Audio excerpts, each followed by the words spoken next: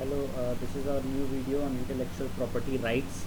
आज हम intellectual property rights के बारे में बात करेंगे और वो क्यों ज़रूरी हैं, खासकर कि अब आप जानते हैं कि इंटेलेक्चुअल प्रॉपर्टी क्या होती है। नहीं जानते हैं तो मैं बता दूंगा, कोई प्रॉब्लम नहीं है। पर इनका इम्पोर्टेंस पिछले कुछ समय में 10-20 साल 30 साल में बहुत ज़्यादा बढ़ा है और अब तो इतना ज़्यादा हो गया। आप अगर सिविल सर्विसेज एस्पिरेंट हैं यूपीएससी के, तो आप जानते होंगे कि 2013 में सिलेबस जो चेंज हुआ था मेंस का, उसमें इंटेलेक्चुअल प्रॉपर्टी राइट्स को भी इंक्लूड किया गया। यानी कि एक ब्यूरोक्रेट, एक सिविल सर्वेंट, यानी एक एजुकेटेड पर्सन को ये पता होना चाहिए कि इंटेलेक्चुअल प्रॉपर्टी राइट्स क्या होते हैं। साथ ही साथ अगर आप एक आर्टिस्ट हैं, आप एक इन्वेंटर हैं, तो भी आपको पता होना चाहिए कि इंटेलेक्चुअल प्रॉपर्टी राइट्स क्या हैं। 21st सेंचुरी में नॉलेज एक बहुत इंपॉर्टेंट रोल प्ले करने वाला है किसी भी देश की तरक्की में। तो उस नॉलेज को बचा के रखने और सही यूज़ करने के लिए इंटेलेक्चुअल प्रॉपर्टी राइट्स होना ज़रूरी है। इंटेलेक्चुअल प्रॉपर्टी मतलब आपकी सोच, आपका आइडिया, आपका विचार, आपका प्लान, आपने जो दिमाग लगाया है, आपने कोई पोएम लिखी है, आपने कोई मशीन बनाई है, या आपने कोई नया प्लांट का वैरायटी बनाया है, कुछ भी है, जो कोई कंपनी खोली है, तो ये जो आपका राइट है वो प्रोटेक्ट होना चाहिए। ये नहीं कि आपने कुछ नया सोचा है और उसका फ़ायदा कोई और उठा ले जाए। तो ये सब ना हो, इसीलिए इंटेलेक्चुअल प्रॉपर्टी राइट्स आए हैं। तो इंटेलेक्चुअल प्रॉपर्टी राइट्स कई प्रकार के होते हैं, पर उसमें जाने से पहले मैं ये छोटी सी बात आपको बता दूं। वर्ल्ड इंटेलेक्चुअल प्रॉपर्टी ऑर्गेनाइजेशन होता है, जिनेवा में है, स्विट्ज़रलैंड जिनेवा में इसका हेडक्वार्टर्स है। अभी कॉन्फ्रेंस हुई थी 7-8 अप्रैल को। उसका टॉपिक था IP and development, intellectual property and development. तो ये सब में क्या हुआ, कैसे हुआ, ये हम आगे पता करेंगे। वाइपो की साइट पर आप जाकर बहुत सारी चीज़ें जान सकते हैं इंटेलेक्चुअल प्रॉपर्टी के बारे में। बट बेसिकली हम पहले ये देखते हैं कि क्या होते हैं डिफरेंट टाइप्स ऑफ आईपीआर्स। तो ये patents, trademarks, copyright, geographical indication, trade secrets, plant variety protection, ये सब जो आप देख रहे हैं, ये इतने ही नहीं है, बहुत सारे होते हैं, पर बेसिकली इतने ही टाइप के होते हैं। इसी के मैनिफेस्टेशन आपको दिखते रहेंगे इधर उधर, जैसे आप पता करने जाएंगे तो। पर ये सब बेसिक्स हैं, इतने इतने आपको मालूम होने चाहिए। तो एक एक करके देखते हैं क्या है। सबसे पहले पैटेंट्स देखेंगे।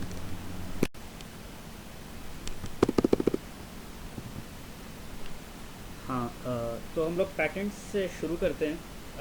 पैटेंट्स क्या होते हैं? They are basically for inventors. तो आप जैसे अगर कुछ भी इन्वेंट करते हैं, किसी चीज़ का इन्वेंशन करते हैं, आविष्कार करते हैं, तो आप उसे पैटेंट करा सकते हैं। वो कुछ भी हो सकता है। एक सिंपल सी सुई, मतलब सुई तो खैर इन्वेंट हो गई है, पर मैं एग्जांपल दे रहा हूँ, आप कुछ भी। तो इन्वेंशन को पैटेंट कराने के लिए जो है, ये 3 कंडीशंस आप जो देख रहे हैं स्क्रीन पर, ये है नॉवेल्टी, इन्वेंटिवनेस और इंडस्ट्रियल एप्लीकेबिलिटी। तो नॉवेल्टी मतलब उसमें नया होना चाहिए। इन्वेंटिवनेस यानी उसमें जो टेक्निकल उस फील्ड में हैं, उन लोगों को ये ऑब्वियस नहीं होना चाहिए कि भाई हाँ ये इन्वेंटिव, ये तो पहले से था, ऐसा कुछ नहीं होना चाहिए। तो कुछ नया होना चाहिए, उसका इन्वेंट आपने क्या किया है वो पता चलना चाहिए, और उसका इंडस्ट्रियल एप्लीकेबिलिटी होना चाहिए। तो एक पार्ट यहाँ पे जैसे आप देखेंगे, invention of new product, process और new solution, even a part of a complete solution can be protected. It's called a utility model. यानी पूरा का पूरा प्रोसेस या पूरा का पूरा डिज़ाइन आप करें, ऐसा ज़रूरी नहीं है।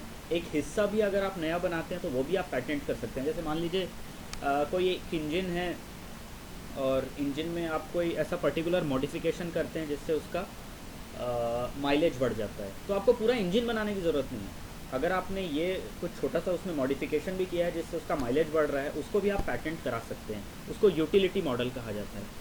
तो जैसे मैंने आपको बताया, कई टाइप के आईपीआर आपको मिलेंगे। तो इंडस्ट्रियल डिज़ाइन भी एक प्रकार का आईपीआर है, वो भी एक तरह से पैटेंट ही कराते हैं। तो what is industrial design? Industrial design is a creative activity which results in appearance और ऑर्नामेंटल फॉर्म। तो ये भी एक प्रकार का होता है पैटेंट के लिए। कितने समय तक पैटेंट हो सकता है? तो इसका टाइम पीरियड यूजुअली 20 साल होता है ज़्यादातर कंट्रीज़ में। अलग अलग थोड़ा फ्रेम होता है, बट मोस्टली 20 साल होता है। तो इसमें क्या होता है, देखिए, ये एक ट्रेडेबल राइट है, ठीक है। तो no commercial use without holders consent, patent holder gets to decide who can use it and for how long, patent holder can sell his और हर राइट। तो यहाँ पे पेटेंट होल्डर लिखा गया है, इन्वेंटर नहीं लिखा गया है। क्यों? क्योंकि अगर आप कुछ इन्वेंट करते हैं और आप उसका पेटेंट करवा लेते हैं, वो पेटेंट राइट आपको मिल जाता है, तो पेटेंट राइट आप किसी और को बेच भी सकते हैं। जैसे आपने किसी खास प्रकार का पेन बनाया, जिसकी इंक कभी फेड नहीं होती या चेंज हो जाती है, जो भी है मतलब, और वो आपने बना के मुझे भेज दिया, वो राइट, पैटेंट का वो राइट अगर आपने मुझे भेज दिया है तो फिर उस पे मेरा अधिकार हो जाएगा। मैं डिसाइड करूँगा कि वो पेन कौन यूज़ करेगा, वो टेक्नोलॉजी कौन यूज़ करेगा, और उसके लिए उसे कितना पैसा मिलेगा, मुझे कितना पैसा मिलना चाहिए, ऐसे करके।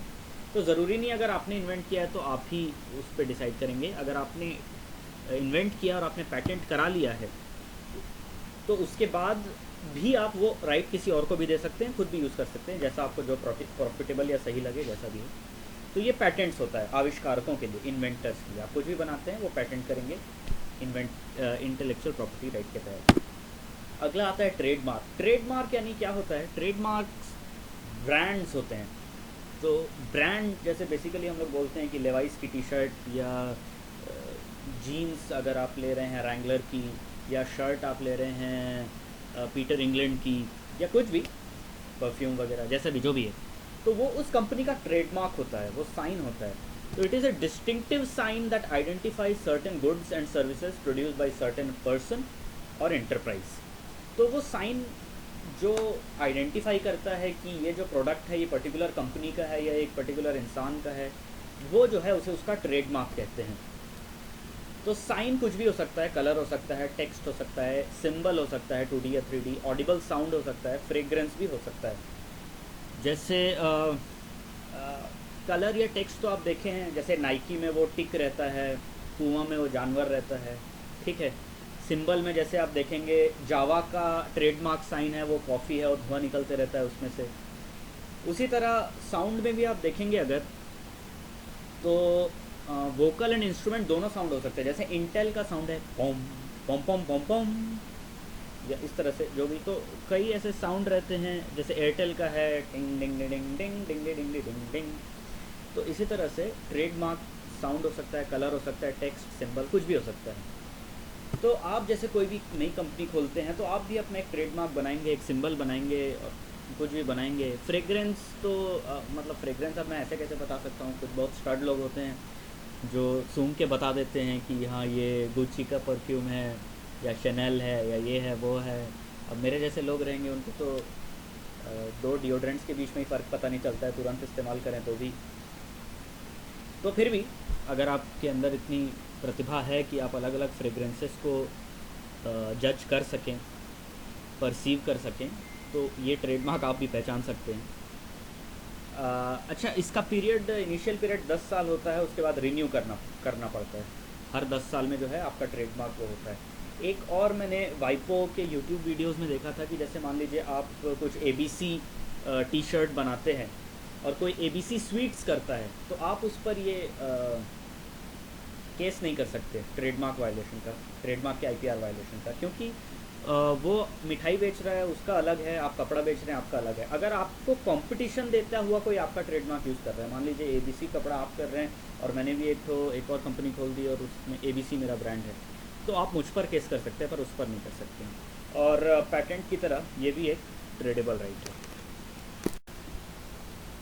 तो अगला IPR कॉपीराइट्स है। कॉपीराइट आर्टिस्ट्स के लिए होता है, यानी आप अगर कुछ भी क्रिएट कर सकते हैं, मतलब आप नॉवेल लिखते हैं, पोएम लिखते हैं, पेंटिंग बनाते हैं, म्यूज़िक कंपोज करते हैं, जो भी है, तो नीचे आप पढ़ सकते हैं। एक्सप्रेशंस जो हैं इनके लिए कॉपीराइट होता है। अगर आपने कुछ ऐसा कोई भी एक्सप्रेशन किया है तो आपका वो जो क्रिएशन है वो कॉपीराइट लॉ के तहत प्रोटेक्ट होता है।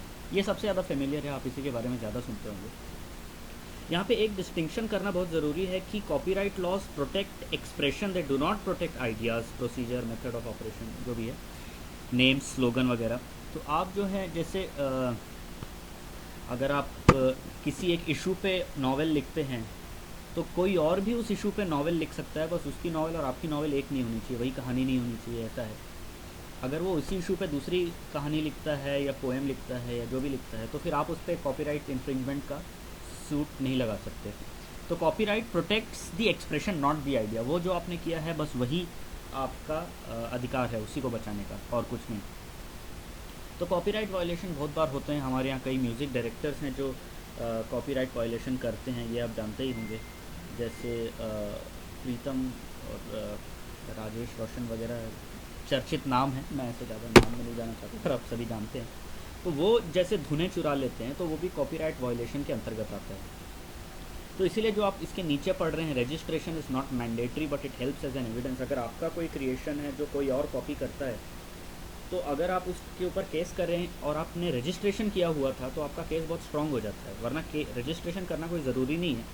अगर आप देखते हैं कि आपका क्रिएशन और कोई कॉपी कर रहा है, तो आप वैसे भी उस पर केस कर सकते हैं, लेकिन वही रजिस्ट्रेशन हो जाता है तो इट ऑलवेज हेल्प्स। तो अगर आप थोड़े भी बड़े स्केल पे कहीं कुछ क्रिएशन वगैरह करते हैं तो उसका कॉपीराइट करिए। उसके नीचे आप ये जो पॉइंट देख रहे हैं, royalties are earn for a copyright is life of author plus 50 to 70 years after their death. तो आपने जब क्रिएशन किया है, कुछ मान लीजिए आपने पोएम लिखा है या व्हाट्सएप मैसेज लिखा है या जो भी है, और आप जब तक जीवित हैं तब तक आपको उसकी रॉयल्टी मिलेगी, और उसके 50 से 70 साल, वो डिपेंड करता है आप कौन सी कंट्री में हैं, के बाद तक आपके बाद जो जनरेशन है उनको भी मिलेगी। जब उससे ज़्यादा हो जाता है पीरियड, तब आपका एक्सप्रेशन जो है वो कोई भी यूज़ कर सकता है और फिर वो कॉपीराइट लॉ के तहत नहीं आता है। जैसे टाइटन का जो टाइटल सॉन्ग है, सॉन्ग नहीं मतलब धुन है, डिंग डिंग डिंग डिंग डिंग डिंग डिंग डिंग डिंग डिंग डिंग डिंग, वो एक्चुअली मोजार्ट यूरोप में मेडिएवल में क्लासिकल म्यूज़िक के महारथी माने जाते हैं। उनका जो क्रिएशन है, ये मैं आपको दिखा दूँ। ये मोजार्ट सिम्फनी नंबर 25, इसमें अगर आप 132 134 यहाँ से सुनेंगे, मैं इसमें रिकॉर्ड नहीं हो पा रहा है किसी कारण से, तो आपको वही धुन मिलेगी। तो क्योंकि ये 1808 या ऐसा कुछ ईयर में क्रिएट हुआ था और अब 200 साल हो गए हैं, तो आप उसको कॉपीराइट लॉ के तहत नहीं मान सकते। एक इसमें ज़रूरी बात यह है, कॉपीराइट अमेंडमेंट एक्ट 2012, इसमें ये हुआ है कि जैसे डिसेबल्ड पीपल हैं, उनके लिए स्पेशल फॉर्मेट में अगर उसी चीज़ को रिप्रोड्यूस किया जा रहा है तो वो कॉपीराइट वायलेशन नहीं माना जाएगा। एक एग्जांपल जैसे मैं आपको दे दूँ, शमनाथ बशीर हैं, आईपी एक्सपर्ट हैं, उन्हीं के एजुकेशन मतलब उन्हीं के एफ़र्ट्स, उनके और उनके दोस्तों के एफ़र्ट्स के बाद ही आया है। तो उन्होंने मुझे बताया, जैसे मतलब उनका इंटरव्यू मैंने देखा था कि अगर कोई मान लीजिए ब्लाइंड व्यक्ति है, देखने में सक्षम नहीं है, तो वो ब्रेल लिपि में कुछ पढ़ सकता है, लेकिन उसी का अगर आप साउंड फॉर्मेट कर देंगे तो वो सुन भी सकता है। तो अगर पहले ये होता था कि उस ब्रेल लिपि को अगर आप साउंड में कन्वर्ट कर रहे हैं ऑडियो फाइल में, तो वो कॉपीराइट इन्फ्रिंजमेंट माना जाता था। लेकिन 2012 में ये हुआ कि उसका प्रोडक्शन किसी स्पेशल फॉर्मेट में हो रहा है, जैसे यही ब्रेल का साउंड ऑडियो फाइल में हो रहा है, तो वो कॉपीराइट वायलेशन नहीं माना जाएगा, और डिसेबल्ड का एक प्रकार से राइट है, उनका अधिकार है। तो ये कॉपीराइट है। इसके बाद अगर आप देखेंगे, जोग्राफिकल इंडिकेशन आता है। जोग्राफिकल इंडिकेशन मतलब आप नाम से ही समझ में आया, जोग्राफी जहाँ यूज़ हो रहा है, तो ओरिजिन, कोई भी प्रोडक्ट आप यूज़ करते हैं जिसका उसके ओरिजिन से लेना देना है, जैसे बनारसी साड़ी है, या फिर ये यहाँ पे आप देखेंगे स्विस वॉच है, नासिक के ग्रेप्स हैं, मैसूर सिल्क है, हिमाचल के एप्पल्स हैं, ये सब। तो वो जो होता है उसे जोग्राफिकल इंडिकेशन का कहते हैं। यहाँ पे क्वालिटीज़, कैरेक्टरिस्टिक्स और reputation of the product should be essentially due to the place of origin. ये सारी डेफिनेशन जो आप देख रहे हैं ये मेरे बनाए हुए नहीं है, वाइपो की जो साइट है wipo.net, उस पर जाएंगे तो आपको विभिन्न प्रकार के जो भी IPRs हैं सबके डेफिनेशन मिल जाएंगे। तो ये आप देखेंगे, typically used for agricultural products, food stuffs, wine, spirit drinks, handicrafts. यहाँ मैंने कुछ एग्जांपल भी दिए हैं, Banarasi sari, Darjeeling tea, Nashik's grape, Swiss watches, Roquefort cheese, Georgian wine, Mysore silk. तो ये सब जो है वहाँ पर तो इसका फ़ायदा वहीं के प्रोड्यूसर्स को मिलता है, जो वो कम्युनिटी बनाती है इस चीज़ को, जो उन्होंने ख़ास साइन, एक साइन जो दिया है जिसकी वजह से पता चलता है कि ये प्रोडक्ट उस ओरिजिन का है, तो उन्हीं को, उस कम्युनिटी को इसका फ़ायदा मिलता है। और कोई अगर इसे इस्तेमाल करना चाहेगा तो उसे कम्युनिटी की परमिशन लगेगी, उनको प्रॉफिट शेयर करना पड़ेगा वगैरह वगैरह। कुछ दिन पहले आप देखे होंगे fight between Odisha and West Bengal over rasgulla, की रसगुल्ला कहाँ का ओरिजिन है, GI उसका ओडिशा को जाएगा कि वेस्ट बंगाल को जाएगा, इस पर जो है काफ़ी चर्चा चली थी। अभी इस पर कमेंट नहीं कर सकता हूँ, कुछ भी चल रहा है बात। तो ये मैंने आपको बता दिया, third party whose product does not conform to applicable standards they can not use the name. Turmeric patent revoked by Mashelkar, ये पॉइंट मैं छोटा सा यहाँ पे लाना चाहूँगा। अर्ली 1990s में हल्दी के जो गुण होते हैं, जो हीलिंग प्रॉपर्टीज़ होती हैं, कि कुछ घाव लग जाता है, कोई चोट लग जाती है, तो हम हल्दी इस्तेमाल करके उस घाव को ठीक कर सकते हैं। ये हमें बहुत सदियों से पता है, हमारे यहाँ सभी को मालूम है, नानी माँ के नुस्खे और ये सब रहते हैं। पर यूनाइटेड स्टेट्स ऑफ अमेरिका की एक कंपनी ने हल्दी के इन राइट्स को लेकर पैटेंट करा लिया था। तो मार्शेलकर उस वक्त CSIR के डायरेक्टर थे, council of scientific industrial and scientific and industrial research के डायरेक्टर थे, उन्होंने इस पैटेंट को चैलेंज किया। माशेलकर, हमारे डॉक्टर माशेलकर यहाँ के जाने माने वैज्ञानिक हैं, उन्होंने इस पैटेंट को चैलेंज किया और वो पैटेंट रिवोक हो गया, क्योंकि उनके पास काफ़ी सबूत थे यहाँ की हल्दी can be used for healing stuff. तो ये जो TKDL आप देख रहे हैं, ट्रेडिशनल नॉलेज डिजिटल लाइब्रेरी, तो ये जो TKDL है इसी मकसद से बनाया गया कि हमारा जो भी ट्रेडिशनल नॉलेज है उसको एक रिपोजिटरी में डाला जाए, सब एक साथ एक जगह रहे, तो लोगों को पता चल सके कि क्या है कैसा है, ताकि ये सब पैटेंट का जो प्रॉब्लम आया है वो फिर ना हो। ये अगला हम जो टॉपिक देख रहे हैं वो है trade secrets, information that gives a business a competitive as. Trade secrets का मतलब ये है कि आपको कुछ एक खास बात पता है जो आपके कॉम्पिटिटर्स को नहीं पता है, और वही बात आप इस्तेमाल करते हैं और इसी वजह से आपको एज मिलता है। जैसे कोका कोला में है कि उन लोग कोई एक स्पेशल इंग्रेडिएंट है जो उन लोग किसी को बताते नहीं हैं, वो डालते हैं और इसी वजह से उनका जो ब्रांड है वो अलग से चलता है, आगे बढ़ता है। तो ट्रेड सीक्रेट्स के अंतर्गत क्या क्या आ सकता है? Sales method, distribution methods, consumer profiles, advertising strategies, list of suppliers, clients, manufacturing process. तो कोका कोला, जैसे KFC का भी, जैसे मैंने कोका कोला का एग्जांपल दिया, KFC का भी है कि वो कुछ स्पेशल इंग्रेडिएंट्स यूज़ करते हैं जिनकी वजह से उनका जो प्रोडक्ट है वो अलग रहता है मार्केट में और उसकी ज़्यादा बिक्री होती है। तो ट्रेड सीक्रेट एक्चुअली आपको बचाना पड़ता है, क्योंकि उसमें मान लीजिए आपका ट्रेड सीक्रेट कुछ आउट हो जाता है, आप कुछ खाना बनाते हैं, आप कुछ डिश बनाते हैं और उसमें कुछ खास डालते हैं, वो दूसरे को पता नहीं है और पता चल जाता है, तो फिर कितना भी आपको रिकवर कर लें, द सीक्रेट इज़ आउट, फिर तो वो कोई भी यूज़ कर सकता है। So you are required to take several steps to safeguard the secret, and one has to go through improper channels to acquire a secret. किसी भी प्रकार से अब सही तरीके से वो नहीं है, चोरी छुपे या स्पाई करके या किसी प्रकार से जो है वो सीक्रेट निकालना पड़ता है। यानी सिर्फ इम्प्रॉपर तरीके से ही ट्रेड सीक्रेट बाहर आता है, लॉजिकली लीगली बाहर आने का कोई तरीका नहीं है। तो इसमें आपको कोई रजिस्ट्रेशन नहीं कराना पड़ता। ट्रिप्स एग्रीमेंट है, trade related intellectual property rights, ये ट्रिप्स के बारे में आगे बताया जाएगा। तो ट्रिप्स के आर्टिकल 39 में ट्रेड सीक्रेट्स जो हैं उनके बारे में, ये फाइनली जो आखिरी है IPRs में, protection of new varieties of plants, PVP। ये थोड़ा टेक्निकल है और इसलिए मैं इस पर ज़्यादा स्ट्रेस नहीं डालूँगा।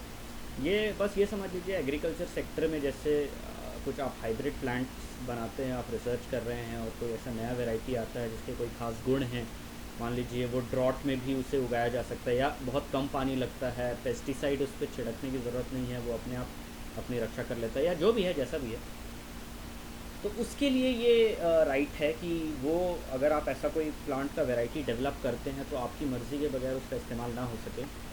सो international union for protection of the new varieties of plants, UPOV है, इसकी देख रेख में ये सब होता है। तो the convention adopted in Paris in 61, ये 72-78 में हुआ, तो 1991 में लेटेस्ट उसका रिवाइज हुआ था। ये सुई जेनरी है of one's own kind form of intellectual property protection to the breeder of a new variety of plant. इस sui generis of one's own kind मतलब हर देश को अपने हिसाब से फ्लेक्सिबिलिटी दे दी गई है कि आप अपने देश में खुद ये देखिए कि ये वाला IPR आपको कैसे इम्प्लीमेंट करना है, क्या नियम रहेंगे, क्या छूट रहेगी, रिलैक्सेशन वगैरह। तो इस तरह का जो ये IPR है, ये प्लांट की नई वैरायटी का जो भी ब्रीडर रहता है उसको आप कितने राइट्स देंगे, कितना उसे इसका फ़ायदा मिलेगा, कितना प्रोटेक्शन मिलेगा, ये सब जो है PVP के अंतर्गत आता है। तो breeding new varieties of plants require substantial investment of time and money, hence it is necessary to protect this IP। तो आप जब कभी भी रिसर्च करेंगे प्लांट्स पे, जैसे एग्रीकल्चरल यूनिवर्सिटीज़ में भी होता है, तो एक नया वैरायटी बनाने में समय लगता है, उसमें पैसा खर्च होता है, एनर्जी लगती है, दुनियादारी सब चीज़। तो ये ज़रूरी है कि जब वो बने तो उसमें जो है प्रोटेक्शन मिले। ये 1991 एक्ट है, इसके तहत 1991 एक्ट के तहत period is 25 years for grape vines and trees and 20 years for all other plants. ये इतने समय तक, जैसे हमने देखा कि पैटेंट्स के लिए 20 साल रहता है, ट्रेडमार्क के लिए 10 साल रहता है, कॉपीराइट के लिए life of author plus 20 years ऐसे, 50 ईयर्स 70 ईयर्स ऐसा रहता है। तो PVP का टाइम पीरियड रहता है 25 ईयर्स ग्रेप वाइन्स और ट्रीज़ के लिए और 20 ईयर्स ऑल अदर प्लांट्स के लिए। अब ये देखिए जो conditions for the grant of protection है, नॉवेल्टी होना चाहिए, डिस्टिंक्टनेस होनी चाहिए, यूनिफॉर्मिटी एंड स्टेबिलिटी होनी चाहिए, and a suitable variety of denomination. अब जैसे कि मैंने बताया कि ये काफ़ी टेक्निकल है तो इसमें बहुत ज़्यादा जाने की ज़रूरत नहीं है, पर वही जो उनका क्लासिफिकेशन होता है उसके हिसाब से एक सूटेबल वैरायटी होना चाहिए, डिनोमिनेशन का वो यूनिफॉर्म होना चाहिए, स्टेबल प्रोडक्ट होना चाहिए, आपने जो भी बनाया है नया होना चाहिए, डिस्टिंक्ट होना चाहिए, कुछ प्राइमरी सुपरफिशियल कंडीशंस हैं, इसके हिसाब से आपको जो है पीवीपी मिलेगा। इंडिया में एक्ट है PVPFR, protection of varieties of plant variety protection and farmers rights act 2001। इससे इन्वेस्टमेंट बढ़ाया जाए एग्रीकल्चर में और फार्मर्स का रोल जो है उसमें उसे रिकॉग्नाइज़ किया जाए, इस उद्देश्य से ये एक्ट बनाया गया था। Farmers and breeders are entitled towards reward and recognition. ये आखिरी categories of varieties that one can apply for new extant farmers and essentially derived. इसका मतलब मैं समझ नहीं पाया, इसलिए मैं आपको बताऊंगा नहीं। अगर आप एंथुसियास्ट हैं तो आप आगे जाके कर सकते हैं। इसमें जीनोम टेक्सोनॉमी ये सब आ रहा था बॉटनी का, और इसका मुझे ज़्यादा ज्ञान नहीं है, so I won't mislead you. I just suggest if you want to know these things please go and Google them. तो ये पीवीपी है। ये आखिरी में मैं डिस्प्यूट सेटलमेंट बताना चाहता हूँ। जैसे मैंने ट्रिप्स कुछ समय पहले मेंशन किया, trade related intellectual property rights हैं।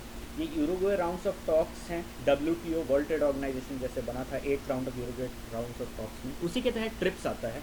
तो इसमें यही होता है कि अगर मान लीजिए IPR वायलेशन हो रहा है एक देश में दूसरे देश में, इंटरनेशनल अगर वायलेशन हो रहा है, तो वो लोग जो हैं WTO ट्रिप्स में जा सकते हैं।